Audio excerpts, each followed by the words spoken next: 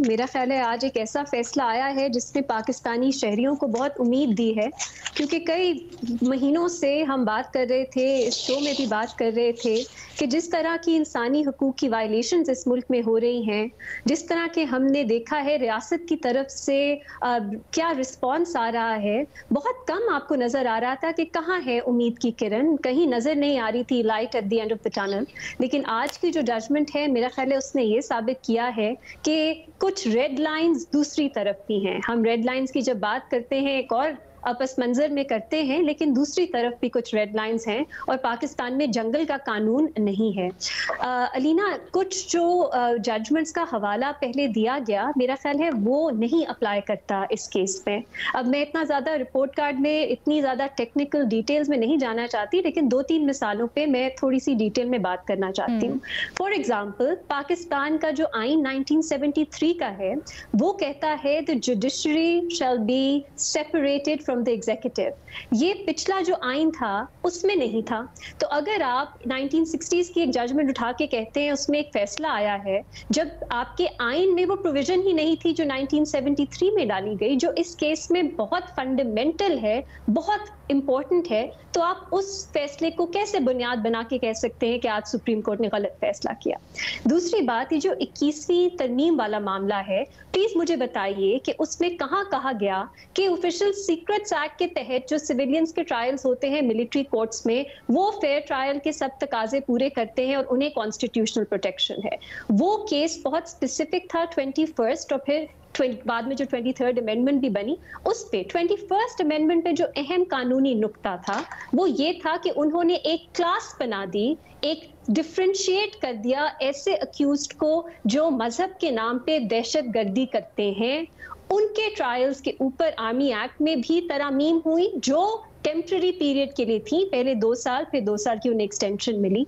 और supreme court ने ये फैसला करना था कि क्या ये जो डिस्टिंक्शन बनाई गई है, ये सेपरेट कैटेगरी बनाई गई है, ये होल्ड करती है कि नहीं। क्योंकि सुप्रीम कोर्ट ने भी माना कि मिलिट्री ट्रायल्स जो है ये डिफरेंट तो हैं, ये आपके मामूली क्रिमिनल ट्रायल्स जो आपकी मामूली अदालतों में होते हैं उससे मुख्तलिफ हैं। तो क्या वो लोग जो अक्यूज्ड हैं मजहब के नाम पे दहशतगर्दी करने के लिए, वो एक डिस्टिंक्ट कैटेगरी है जिनके लिए एक मुख्तलिफ प्रोसेस बनाया जा सकता है?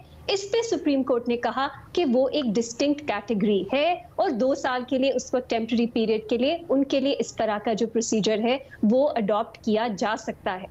अब अभी बात हुई कि 36 ममालिक हैं दुनिया में जहां सिविलियंस ट्राई होते हैं मिलिट्री कोर्ट्स में। लीना, ये क्या दिखाता है कि बहुत एक छोटी माइनॉरिटी है। और एग्जाम्पल्स आप उठा के देखें, इजिप्ट, इजराइल भी मेरा ख्याल है ये करता है। इस तरह के ममालिक को आप मिसाल बनाना चाहते हैं पाकिस्तान के लिए? जब अमेरिका में सिविलियंस को गुंटानामो बे में रखा गया, उनके मिलिट्री ट्रायल्स की बात हुई, हमने पाकिस्तान में कहा कि ये गलत है।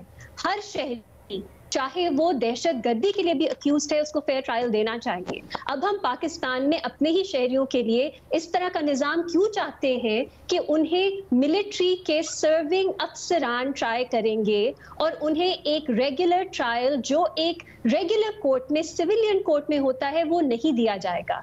अब आप सोचिए खौफनाक बात क्या है कि जो ये आर्ग्यूमेंट की जा रही है, अगर मैं एक दहशतगर्द हूँ, एक मैं स्कूल पे अटैक करती हूँ, 100 बच्चे जो हैं वो मार देती हूँ, मेरा ट्रायल दहशतगर्द के नॉर्मल एंटी टेररिज्म कोर्ट में होगा।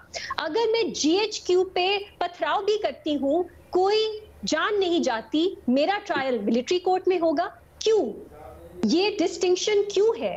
अगर हमारी आम अदालतें इस वक्त, क्योंकि 21st 23rd अमेंडमेंट नहीं है, वो दहशतगर्दी के केसेस देख रही हैं, तो वो क्या इस तरह के जो 9 मई 10 मई को हुआ वो केसेस क्यों नहीं सुन सकती? हम पाकिस्तान में इंडिपेंडेंस ऑफ द जुडिशरी की बहुत बात करते हैं। सबसे बुनियादी नुक्ता जो इंडिपेंडेंस ऑफ द जुडिशरी का है कि कोर्ट्स जो हैं आपकी, वो एग्जीक्यूटिव्स रन नहीं कर सकते। आपके मिलिट्री अफसरान, सर्विंग अफसरान जो मिलिट्री हायरार्की का हिस्सा है, वो लोगों का ट्रायल नहीं कर सकते। ये बुनियादी तौर पे फेयरनेस के खिलाफ है। तो लीना, फिर से बहुत अच्छा फैसला है। अगर ये सिर्फ 9-10 मई तक महदूद होता, मेरा ख्याल तब कमजोर फैसला होता, लेकिन क्योंकि ओवरऑल 21D1 और 21D2 जो आर्मी एक्ट की एक जुरिस्डिक्शन देता है, एम्बिट में लाता है सिविलियंस को, वही खत्म कर दिया है। मेरा ख्याल है बहुत अच्छा है। बड़े सगीर में पाकिस्तान वाहिद मुल्क था जिसमें इस तरह के कवानीन थे। अब हम भी नॉर्मलसी की तरफ जा रहे हैं, जमहूरी ममालिक की तरफ जा रहे हैं, जहां जो भी ऑफेंस हो आपका ट्रायल रेगुलर क्रिमिनल कोर्ट्स में होना चाहिए। उनको हमने मजबूत बनाना है, हर शहरी को हमने इंसाफ दिलाना है।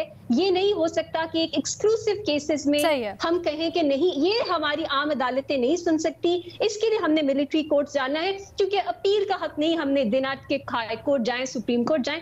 ये क्या सेंस बनाती है? अगर आपका केस मजबूत है, आपकी प्रोसिक्यूशन मजबूत है, आपके पास विटनेसेस हैं, आपकी तैयारी पूरी तो वो आम अदालतों में भी है, क्रिमिनल कोर्ट्स में चल सकता है, इसमें कोई मसला नहीं है। और अगर नहीं दे सकती, उनमें तब्दीली